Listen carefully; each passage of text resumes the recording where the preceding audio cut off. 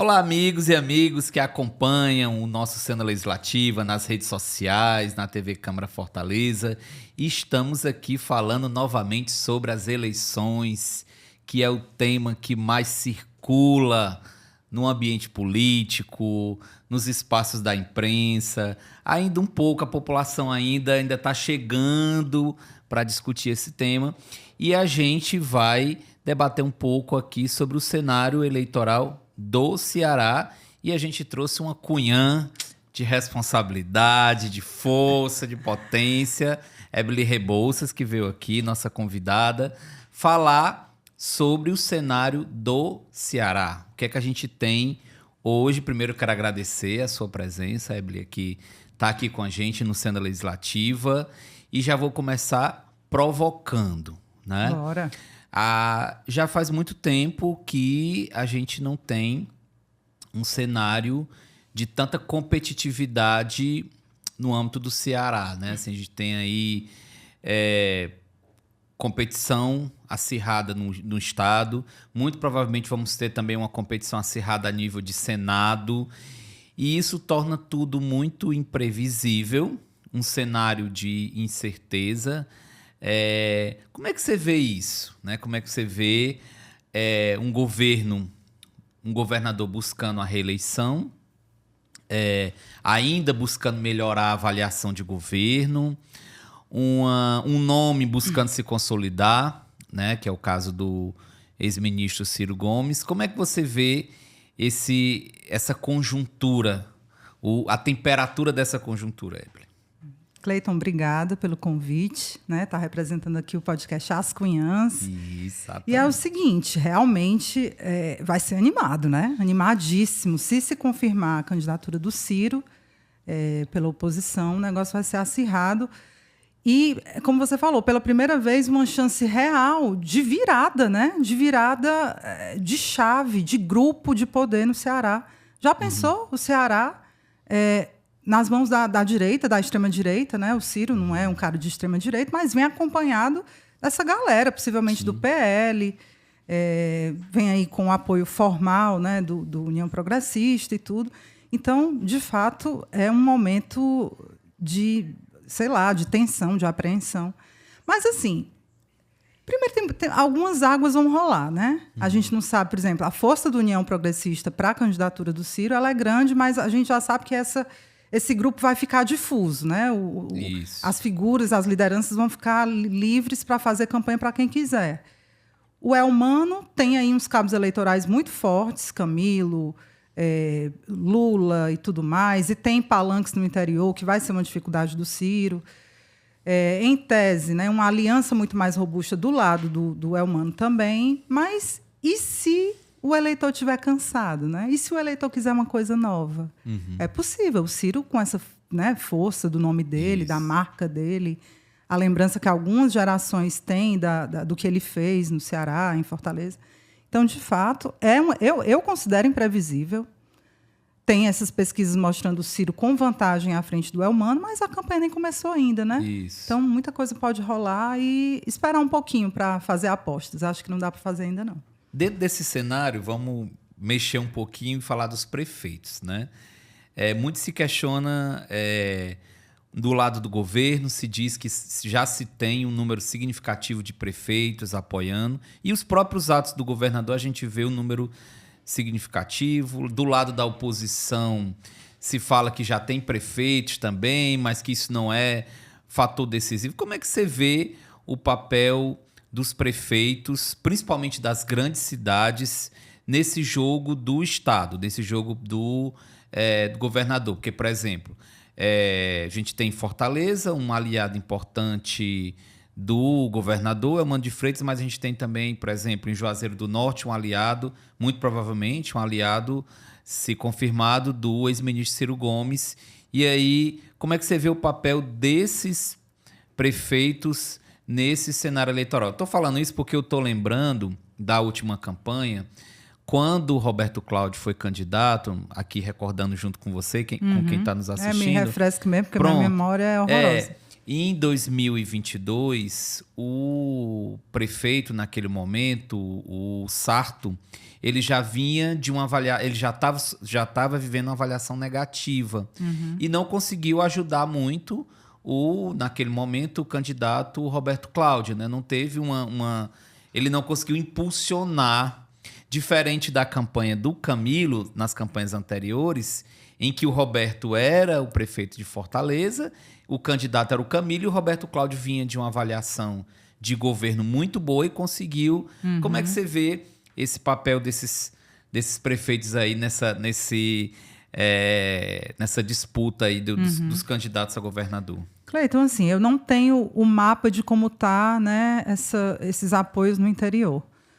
Obviamente, a turma do Elmano deve ter muito mais prefeitos com eles e tal. O Cid faz um trabalho de bastidor junto com prefeitos muito forte. O Camilo vai fazer também. Eu soube que o Camilo está recebendo Deus e o mundo no escritório dele para articular, para fazer palanque, né? E, nesse sentido, eu acho que o Ciro vai ter mais dificuldade. E, assim, o papel, a força do prefeito para eleger, eu acho que em algumas cidades do interior é crucial. Mas mais crucial ainda, eu acredito que seja você ter um palanque bom para subir. Tu vai ali para uma cidade do interior que tu não tem... Quem é que vai fazer palanque para mim? Fazer movimento, chamar a galera, chamar a turma. Então, assim, né, esse volume de campanha depende dos prefeitos. Por mais que a força seja relativa, porque aí tem várias variáveis, né? A força do prefeito no município. Se a gestão é aprovada ou não. Se é aprovada ou não. Aí tudo isso vai variar. Mas você não tem um palanque para subir, fazer um tabladozinho e chamar ali a galera para fazer campanha para você, isso é muito importante. Eu acho que passa por aí o papel dos prefeitos. E, nesse caso, realmente, o governo tem vantagem. Se o Cid abraça, de fato, essa, né, candidatura do Elmano à reeleição, se de fato for o Elmano mesmo candidato, eu acho que ele vai costurar bem, ele gosta disso, né? Ele trabalha muito bem no interior e conversa com a galera. Então, eu acho que eles têm uma vantagemzinha em relação a isso. Nessa parte, né? E Evelyn, assim, vamos pegar a comunicação das possíveis campanhas, né? Já que não tem nomes definidos, vamos pegar a questão das comunicações e vamos falar agora da oposição. A gente lembra que as campanhas do Ciro, todas as campanhas que ele protagonizou, ele sempre chamou muita atenção da ideia de um projeto, né? De ter um projeto, né? Eu até recentemente escrevi sobre isso, porque era uma coisa que ele chamava muito de ter um projeto, tem livro dele, de ter uma estrutura, né? De ter uma coisa que as pessoas possam compreender. Aí, como você disse agora no início, né? O grupo que está unindo, que está ali, pelo menos o que a gente está vendo ali no entorno do Ciro, que é um grupo que é reconhecido por várias práticas que não necessariamente de projeto. Pelo menos a gente ainda não viu. A gente que acompanha o cenário político eleitoral do Ceará, um projeto de Estado, por exemplo. Que tipo de Estado? Porque mesmo que haja um cansaço, uma fadiga por parte da população com relação a um ciclo longevo, a população também tem que ver alguma alternativa. O que é que o que vem pode superar o que está aí?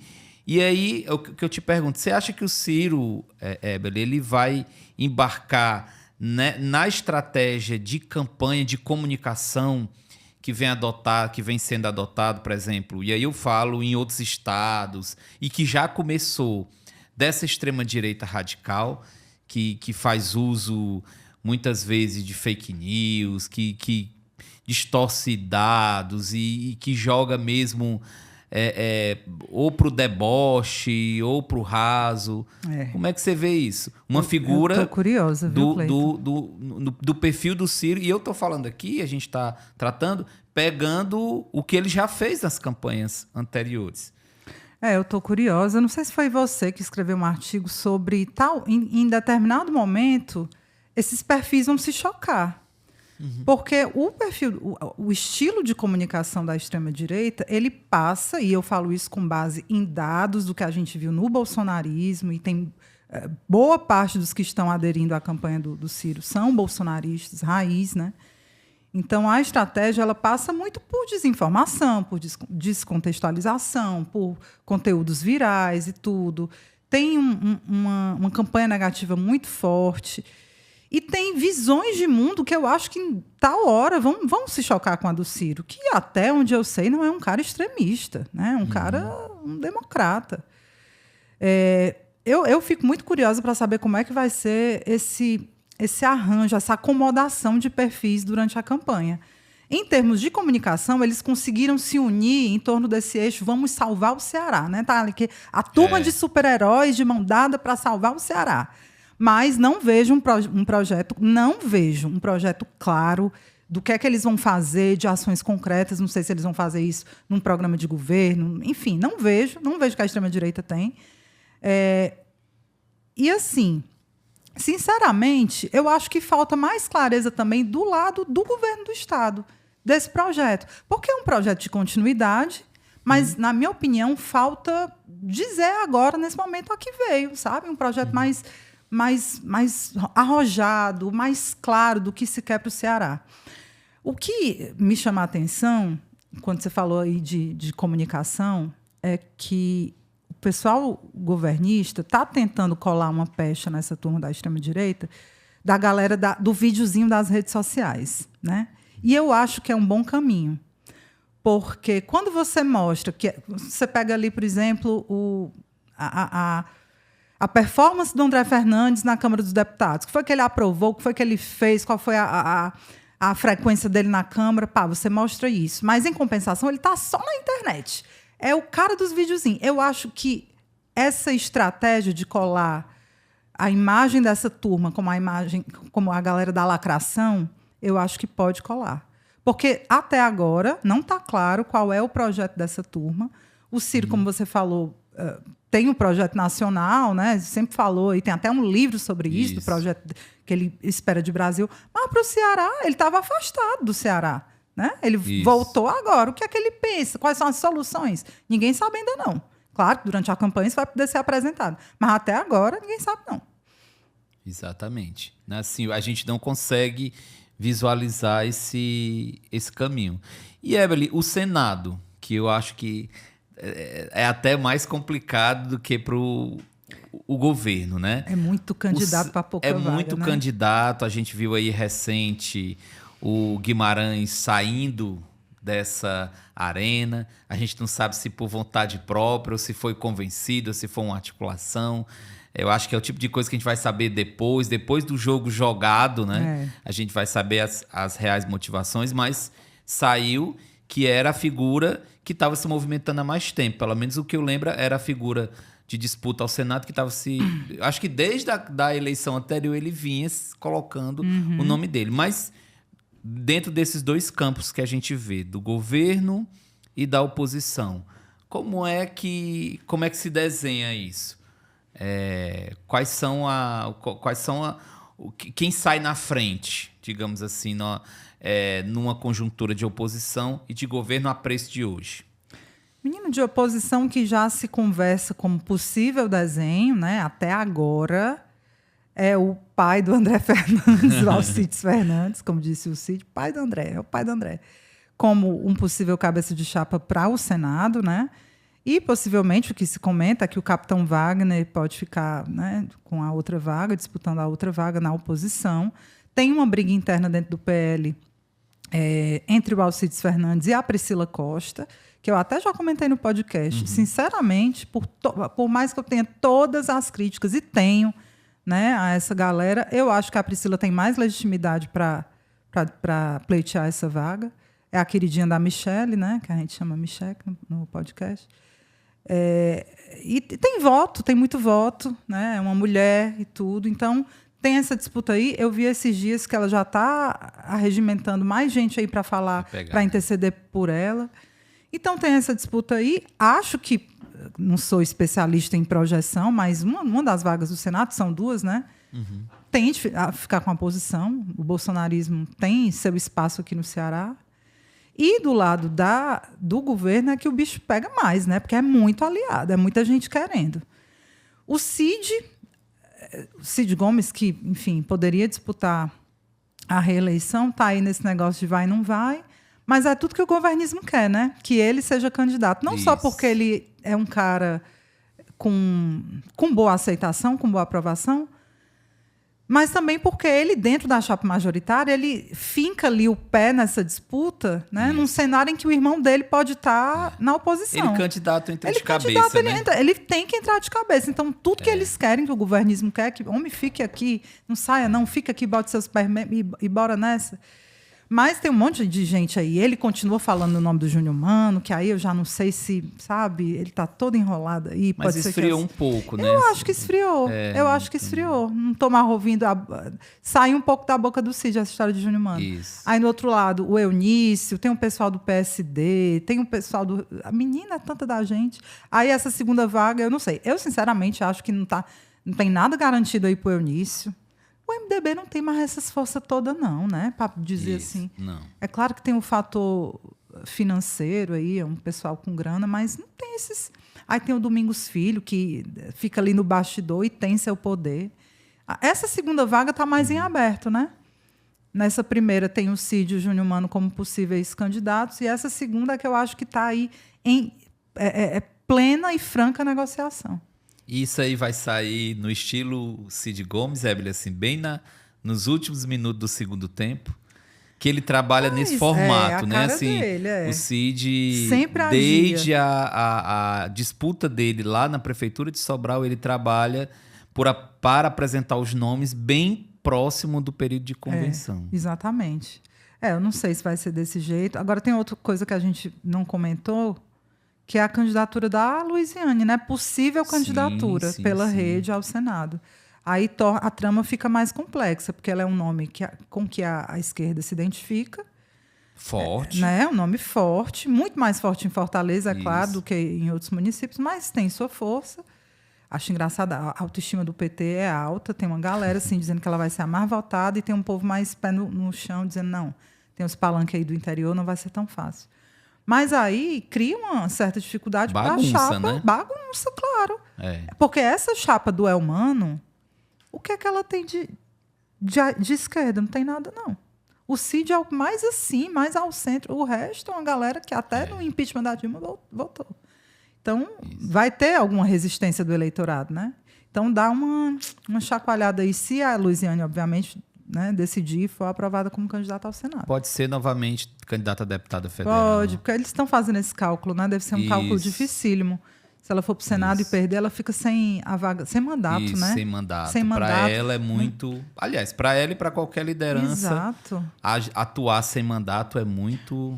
Mas eu acho, viu, Cleiton, que ela... Mas ela é muito forte. As últimas pesquisas que eu vi que mencionam a Luiziane, ela sai bem. Ela tem um percentual significativo, expressivo. E, sinceramente, se eu fosse ela, eu apostava. Eu apostaria. Se perder na outra eleição, tenta de novo, mas eu ia por tudo ou nada. Botava lá, sabe... Ela ainda tem energia, né? Ela tem ousadia. É como a gente comentou no podcast. Uma coisa, beleza, uma coisa é você ter ousadia com 30 e poucos anos, ali perto dos 40. Outra coisa é agora, né? Mais maduro e tal. Mas, sinceramente, se eu pudesse dar um conselho a Luiziane, vai, mulher. Se joga, bota a tua cara aí no mundo e se arrisca. Se não rolar, volta depois. Volta pro PT. Enfim. Fica com uma imagem. Ébeli, e tema de campanha? A gente falou já de movimentos, personagens, agora temas, né? Assim, tem muita gente que aposta que a segurança pública ela vai voltar, vai ser um ativo importante na campanha aqui no Ceará. O governo do estado está apostando muito, a gente vê, quem acompanha a comunicação do governo vê que há uma aposta central na divulgação da redução dos índices, né, de homicídios, de roubos e furtos. O próprio governador participa disso, né? Então, você acha que a oposição, Ébeli, vai novamente buscar, vai bater nisso, vai bater na questão da segurança pública? Eu já vi em alguns momentos o Ciro falando nisso, né, que se for candidato, vai ser candidato para salvar o Ceará das facções. Você acha que essa narrativa ela volta para o centro da campanha? E voltando, você acha que ela cola num cenário eleitoral como a gente está vivendo? Cleiton, a não ser que tenha uma virada de chave que a gente não está antecipando, eu acho que é o tema. Porque está sendo o tema agora. Né? Tudo que a gente vê quase todo santo dia, o Capitão Wagner, o Roberto Cláudio, o Sarto, essa galera todo dia bate em alguma coisa relacionada à segurança pública, à força das facções criminosas. Obviamente que o governo está até dando um respirozinho porque tem melhorado os índices. Mas uma coisa é um número, outra coisa é o que a população está sentindo, e as pessoas estão revoltadas. Eu acho que teve uma pesquisa recente, se não me engano, nacional, que mostra que o tema central de maior preocupação, a segurança pública está dando um salto. Antes era saúde, né, educação. Isso. Acho que a segurança pública ganhou espaço dentro da preocupação. E, infelizmente, eu acho que o governo federal avançou pouco nesse tema. Acho que ele deixou... eu vou trazer isso para mim, não. Vou deixar para os estados mesmo. Por mais que tenha tido aí alguns projetos, mas não abraçou, sabe? Eu acho que não abraçou o tema. Cara... Como abraçou a questão do imposto de renda, né? Como abraçou uma série de projetos que, mesmo com dificuldades, foram sendo aprovados, né, no Congresso. E eu acho que assim, esse tema já vem sendo tão batido que não dá para recuar e tirá-lo da centralidade do debate. Eu acho que ele vai continuar. O Elmano vai ter uma dificuldade nesse sentido, porque por mais que ele esteja realmente melhorando os números, tem muita prisão e tudo mais, por uma questão legal, enfim, essas pessoas voltam para o crime, voltam para as ruas, a sensação não é boa, tem aquela narrativa que é um pouco injusta, né, mas que tem o seu fundo de verdade, de que às vezes a pacificação ela depende de como estão as facções entre si, né, os índices variam. Eu acho realmente um pouco injusto, mas tem esse elemento também. Né? A oposição tem batido muito em políticos ligados ao governo, né, ex-prefeitos, prefeitos caçados por envolvimento com facções. Acho que o governo não consegue retrucar a altura, porque a gente sabe que a extrema-direita... Aliás, vários dos espectros... todo o espectro político tem, em alguma medida, infelizmente, envolvimento com crime organizado. Não quero generalizar, mas se você for procurar, tem. Mas quem leva a pecha é sempre o PT, a esquerda. Essa estratégia de ligar o PT às facções, ela não é de agora, já é mais antiga. Então, eu acho que esse é o debate. Se vai colar...